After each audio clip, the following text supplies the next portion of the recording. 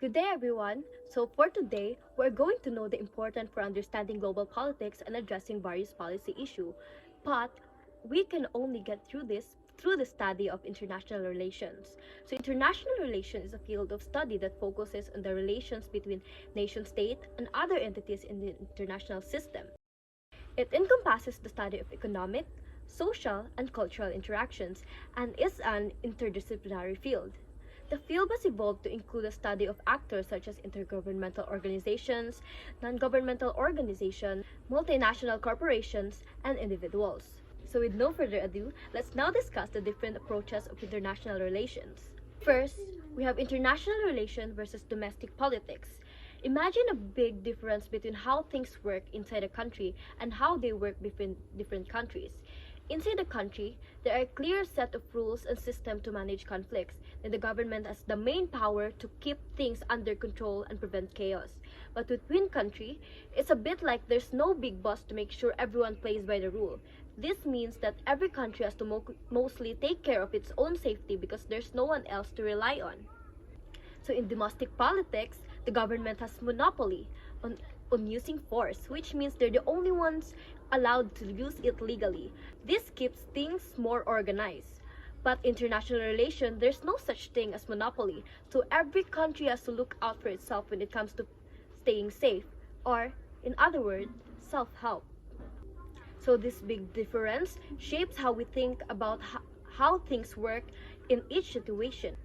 While shared cultures and ideologies prevent some violent conflicts, the main primary approach to security in domestic politics is reliance on higher authority, while international politics, self-help is the primary approach. This difference is central to the various approaches to the field. So let's now proceed to the idealist and realist. So let's now discuss the difference between the two. Idealism. In international relations, liberal idealism or idealism are terms used to describe a set of beliefs and ideas that suggest harmful behavior is often due to societal structure rather than inherent badness. It believes that structural arrangement in society can motivate people to act in ways that benefit themselves, sometimes causing harm to others unintentionally. Idealists believe that we can prevent war and reduce tensions between countries by setting up rules in the form of international laws, creating strong global organizations, emphasizing rights and responsibilities in global affairs, and educating people about the pointlessness of war. They have a set of ideas about what we should do to maintain peace in the world. This approach isn't just about values, it also tries to explain why countries act the way they do, almost like a theory based on observations. So let's now proceed to realism. Realism in international relations offers a different perspective from idealism because it believes that the reasons countries act in global affairs are often different from what their leaders say publicly. While leaders might claim to act based on moral or legal principle, realists argue that the primary goal for most nations is actually to secure power and ensure their safety. According to the thinkers like Hans J. Mergenthal, the significant realist in the 20th century, realism assumes that politics operates according to the objective rules and that the main driving force in international politics is the pursuit of power, defined as interest. For instance, while the idealists might blame ideologies like fascism for causing World War II, realists see the imbalance of power between nations after World War I as more critical factor. They argue that nations will always seek power irrespective of ideologies and point to military weakness in some countries as an opportunity for aggressive nations to expand. Realist thinking in international relations emphasizes analyzing actions by leaders or countries through power dynamics rather than surface-level justification or ideologies. Therefore, recognizing this drive for power and understanding that military vulnerabilities might invite aggression is crucial for preventing conflicts and understanding state behavior in international relations. So critics of idealism argue that national interest approach, assuming nations will always pursue security and power, provides a better foundation for explaining conflicts and war. They argue that skilled politicians often pursue their more concrete concerns for power, security, and self-interest. However, critics of realism counter by saying that realist thinking oversimplifies and is too cynical about international relations.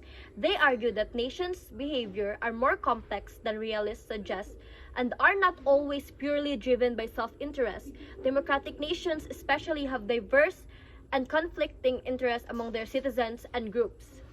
So the debate between these two approaches, which is realism and idealism in international relations, continues. And it's challenging to definitely prove whether nations act purely based on self-interest or if larger collective influences play a role. Empirical research is unlikely to yield definitive answers to this debate, partly because of the difficulty of ascertaining the motives of national leaders. So now let's move on to war and international relations. Armed conflict significantly influences behavior among nations, affecting their interactions. Studying war is crucial, with scholarly attention devoted to understanding balance of power, concepts, and nuclear weapons issues. Kenneth Walt's book, Man, the State, and War categorizes scholarly thinking into three images, with realism and idealism being most likely linked. The first image is human nature and the causes of war. The first image suggests that wars arise from selfishness, misdirected aggression, and stupidity. However, this approach has both optimistic and pessimistic versions. Some believe that education and experience can correct human failings, while others argue that wars cannot be fully prevented. The importance of human nature is not the only factor in understanding international conflict, and other factors must be considered. However, in simpler contexts, imagine a playground where two children fighting over a toy. The fight begins because one child wants the toy for themselves and other refuses to share. The conflict escalates because of their selfishness and inability to resolve situations peacefully. The simple scenario reflects Wall's first image. Explanation of wars resulting from individual behavior such as selfishness, aggressive impulses, and misunderstanding, similar to how conflicts between nations can arise from human nature and behavior at personal level. Second image, the nature of states and the causes of war. The second image says that the way countries are run can affect whether they're more likely to go to war or not. For example, some say that countries without democratic system might start wars to keep their people united against a common enemy, while others argue that economic system can push certain countries into conflict.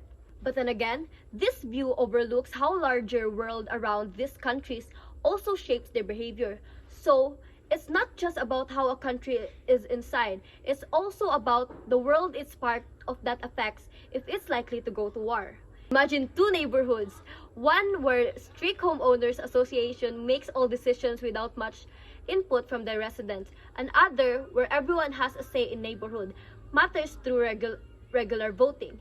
In the first neighborhood, if the association wants to divert attention from internal issues, they might exaggerate an external threat and push for actions that could lead into conflict.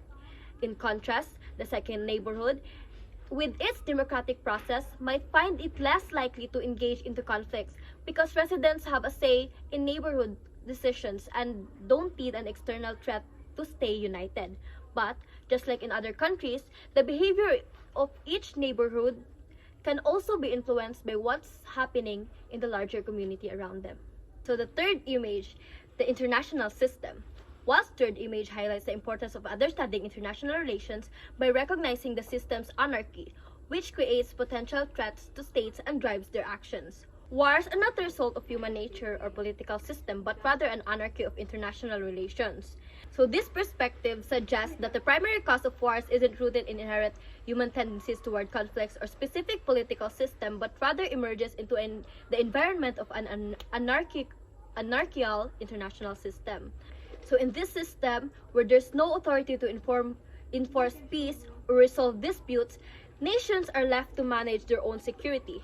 The resulting uncertainty and potential for conflict arising from this lack of global governing body contribution significantly to the occurrence of war. So it's just like a classroom without a teacher. There's no one in charge and every student is worried someone might try to take their stuff or disrupt their work. They're all a bit scared of each other. In this situation, they might act tough or be cautious to protect themselves. But they also know that Starting a fight could make things worse for everyone. Similarly, in the world of countries in international system, there's no higher authority like a teacher. So each country has to look out for itself. This lack of boss creates a feeling of uncertainty and insecurity, making nations cautious or competitive with each other. Uncertainty and fear in the global system without a clear leader is what makes countries wary of each other and influences their action just like the students in the classroom. So whilst framework suggests that to understand the causes of war, one needs to consider these three distinct levels of analysis. That again is the human nature and the states and war. And they all contribute differently in shaping the dynamics leading to conflicts on the global stage. So we are now to the balance of power. The balance of power theory is in international relations suggests that stability of competing states is influenced by their relative power levels. It posits that a balanced power balance can prevent conflict, while imbalance can lead to aggression or alliances among weaker states. So this theory suggests that states maintain or restore a balance of power to ensure their security. However, the balance of power doesn't guarantee peace. It primarily aims to safeguard the survival of independent state, not necessarily ensuring peace. Preserving a balance of power may involve wars or dismantling alliances to maintain security. This concept of balancing power among states is a third image approach. Looking at how these countries respond to an international system is linked to realist principles, explaining how wars happen and how they're avoided without focusing on idealistic notions that wars come from wrong beliefs or can be stopped by simply promoting peace. So think of balance of power like seesaw on a playground, where the seesaw is balanced on both sides and equal, and everyone can play nicely without any getting too high or too low. This goes the same in international relations. So countries want a similar balance of power to prevent one country from becoming more stronger than the others. For example, imagine two neighboring countries. If one becomes more stronger than the others and the weaker country might feel threatened, to regain balance, the weaker country might make friends with other nearby countries or even get stronger on its own. These balancing acts help prevent conflicts because no one country is much stronger than the rest. So the politics of nuclear weapons. The advent of nuclear weapons has significantly transformed international relations, altering warfare capabilities and foreign policy strategies. The destructive power of nuclear devices surpasses any conventional military force, making the prospect of war more abhorrent. This has shaped the way nations engage in foreign policies, shifting the narrative from being instruments of war to serving as tools of deterrence. While this thing called mutual assured destruction or MAD, it is a key concept in this scenario suggesting that the sheer devastation of nuclear acts as a deterrent, preventing conflicts between nuclear powers as long as balance of nuclear power is maintained. In conclusion, while nuclear weapons have altered the calculus of warfare and diplomacy, their role is preventing conflicts and reshaping global power dynamics is complex. This involving nature of international relations involves a multitude of factors where economic prowess and ideological inclinations often hold more sway than sheer nuclear might. We are now in a foreign policy decision making. In the past, people thought one entity-like country or unified government made foreign policy decisions. Now, we understand it's more complicated. Many different groups and interests within a government or society play a role, making predictions harder but understanding more important. So rationality and foreign policy making. So foreign policy decisions are presumed to be rational, yet they often stray due to various influences. Conflicting political pressures in democratic states also veer policies away from purely rational objectives. Examples include foreign aid influenced by lobbying efforts, not solely national interests. In overall essence, while foreign policy aims for rationality, it's often shaped by organizational routines, political pressures, and information constraints, leading to the outcome diverging from clear objectives. So it's public opinion, mass media, and the foreign policy process. Policy decisions are complex and influenced by various organizational and political factors. Leaders often have a greater autonomy in foreign policies due to the public's lesser awareness of global issues. The United States has experienced a shift of public sentiments from the strong support of activist foreign policy post-World War II to a more isolationist stance in 1990s. So, intertwining media and foreign policy has both positive and negative implications. An informed press and public can act as a check on leaders, preventing disastrous military involvement. However, heightened media and public opinion can lead leaders to favor quick, low casualty military options, potentially compromising national security. Thus, foreign policy decisions are complex and influenced by various organizational and political factors. Understanding these dynamics is crucial for policymakers to navigate the intricate web of factors shaping foreign policies in the modern world.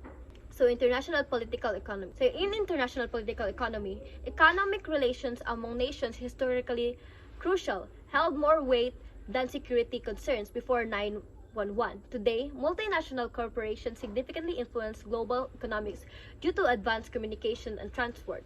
Resources like petroleum, concentrated in specific regions, create volatility. Persistent, underdeveloped in some areas, challenge industrialized nations reliant on them. International political economy is vital due to growing interdependence. Countries interact economically based on domestic economies, ideologies, and foreign policy goals, explained through three main approaches by experts.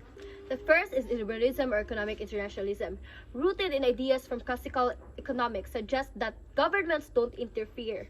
Nations will naturally produce goods or service they're most efficient at, known as comparative advantage. This theory assumed that global productivity increases when goods are produced where they're most efficient. Free trade, advocated by this approach, faces challenges due to domestic pressures, often leading to import restrictions despite the theoretical benefits. Liberalism in economics says countries should focus on making what they're best at.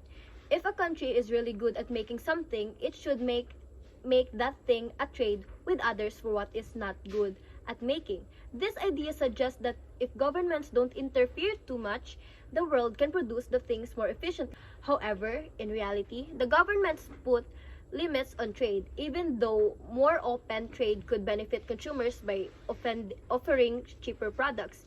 Treaties promoting free trade have been made, but they're controversial because they might lead to job losses and production in places with fewer rules about safety and the environment.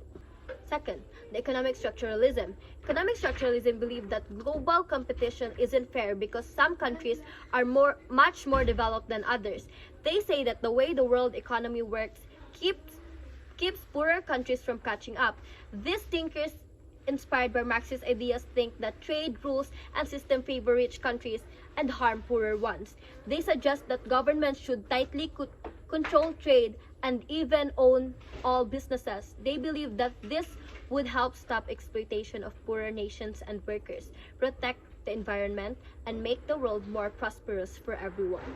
So the third one, the economic nationalism or mercantilism. So economic nationalism, or also called as mercantilism, thinks politics, not just money stuff, shapes how countries deal with each other. It says countries care more about their own safety, power, and making stuff at home than just trading freely to get cheaper goods.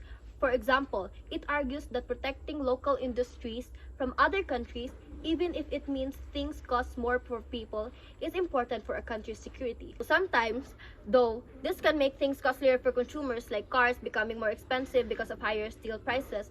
This way of thinking also suggests that today's world where trade happens a lot between countries, government might have less control over their own futures. These different ways people look at how countries do business with each other, and understanding these ideas is crucial for figuring out how countries work together. So let's proceed to international law. International law primarily consists of treaties and accepted customs, covers a wide range of issues from trade agreements to broader international agreements. Enforcing international law is challenging due to the lack of strong system for interpreting and enforcing it.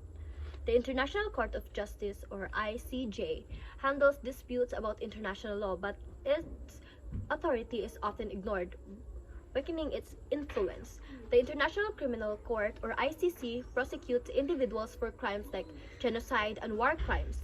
But some powerful countries like the US haven't joined due to the concerns about political bias.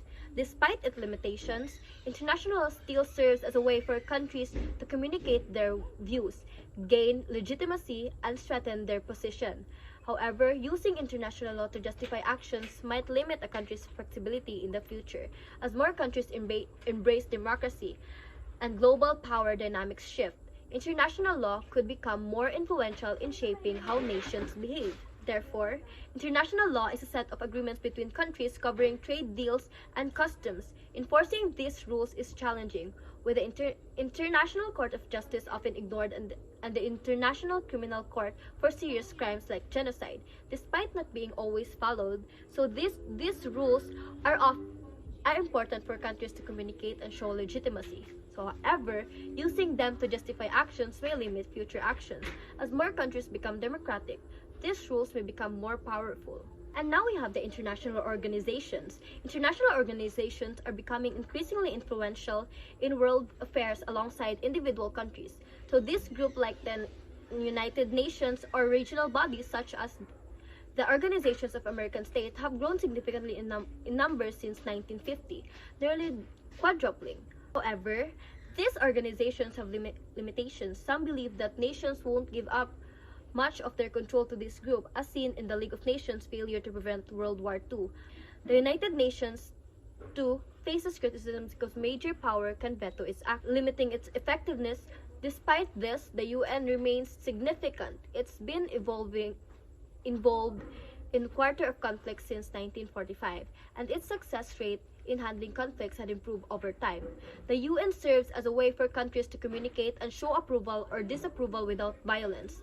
It's increasingly used for peacekeeping efforts like standing between warring groups or overseeing elections. While it might not stop wars, but the United Nations have been involved in various conflicts, and as global dynamics shift, it's likely to become even more important in the future. Increasing number of significance of international organizations or IGOs reflects the complex interdependence of modern world, with environmental and economic issues transcending national borders and domestic politics requiring leaders to gain approval from IGOs. So we are now in the ethics and international relations. Global politics often focus on how countries act, but the ethical aspect of international relations has been a topic of interest.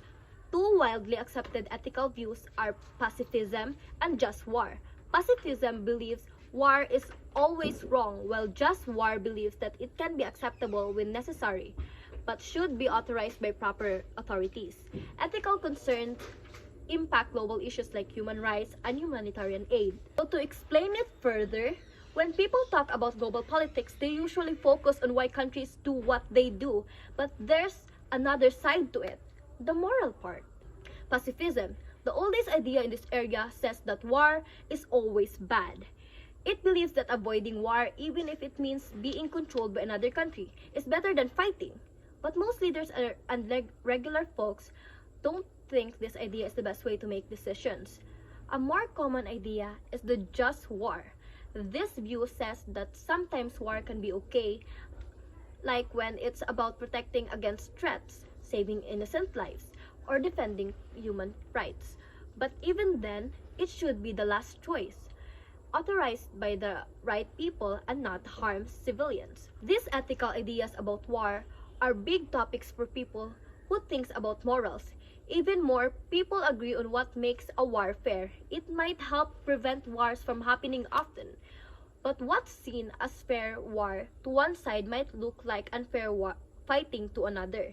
However, ethics also have a big impact on global issues, especially about human rights and giving help in emergencies. The conclusion about war, trade, foreign policy, and stakes of international politics. So just like in local politics where money, ethics, cultural differences, and power play a big role, these factors are also crucial in how countries interact. But likely within a country, there's no single strong authority in global affairs. This makes international politics quite different from local politics. The different ideas we've discussed in this chapter helps us understand and predict how countries will act, but just like how politics are changing, global politics are also going through a big shift. Communism has mostly disappeared. Countries are more connected economically, and concerns about things like nuclear weapons and the environment are becoming really important. So international groups and rules have more influence now than before when countries' own powers weren't questioned. In the next chapter, we'll dive into these issues to figure out the big problems facing how countries deal with each other nowadays. So we are now in a model of analysis. In 2010, the US and Russia agreed to reduce nuclear warheads, showcasing cooperations. Contrastingly, the launch of Sputnik 1957 stirred concern of militarizing space. The US feared Soviet rockets negating its strategic advantage, while the USSR were worried about satellite-based espionage, leading to a joint agreement. They decided space and celestial bodies were open for exploration, avoiding territorial control. This could show mutual cooperation for scientific progress in strategic moves to maintain power. It exemplifies a balance between cooperative intentions and strategic interests in global politics, emphasizing the nuances and international agreements. Sputnik event in pivotal case study in political science, showcasing that misinterpretation in international relations are complex. Different analytical models shape how governments decide and how these decisions are assessed. Models like liberalism and realism discussed in this chapter often theoretically perspective to understand global events when considering the Sputnik situations and its aftermath, evaluating which model, if any, better explains the US and USSR action is vital. Reflect on the philosophical aspects of liberalism and realism, exploring their relevance to post-World War II international dynamics and their implications in contemporary global politics. Two models of analysis. First one is liberalism. Liberalism in international relations operates on both normative and empirical principle. Normatively, it advocates ethical decision-making in foreign policies, support peace, justice, and human rights through organizations like United Nations and NGOs like Amnesty International. Empirically, it views humans as capable of reason and harmonious interaction, challenging the assumption of innate violence. According to liberal models, governments can mutually benefit from resource sharing, humanitarian aid, promoting human rights and ethical foreign policies, and reduce military power. And power maximizing actions can lead to war and associated costs. Emphasizing interdependence, liberals stress economic and global interlinkages, where crises or events in one country can impact others globally, leading to shared interest in cooperative problem prevention. They prioritize human security, believing peaceful cooperation allows governments to invest more in citizens' well-being rather than military expenditure.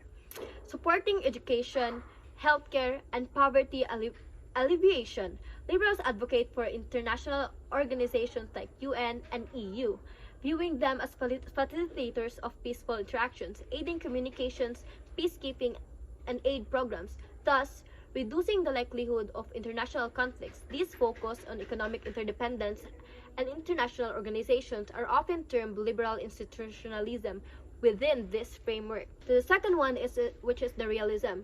Realism in international relations thinks countries should focus on getting stronger than others for safety. They say countries like people act in their best interest to protect themselves, often using military strength. These realists believe that organizations like United Nations can make really enforces rule without strong countries backing them up. They think that when countries make decisions, they care more about their safety rather than being fair or nice. On the other hand, liberalism and international relations think countries can work together for common good. They say that by sharing resources, helping each other, and respecting human rights, countries can avoid conflicts. So liberals believe that global organizations and corporations can help keep peace by setting rules and promoting things like human rights. They focus on peaceful interactions and believe that improving lives is just as important as military security. Both these ideas, which is liberalism and realism helps in understand why countries act the way they do. In world affairs, they make us think about how countries protect themselves, what's more important in decisions like safety or fairness, and how countries can work together for the better.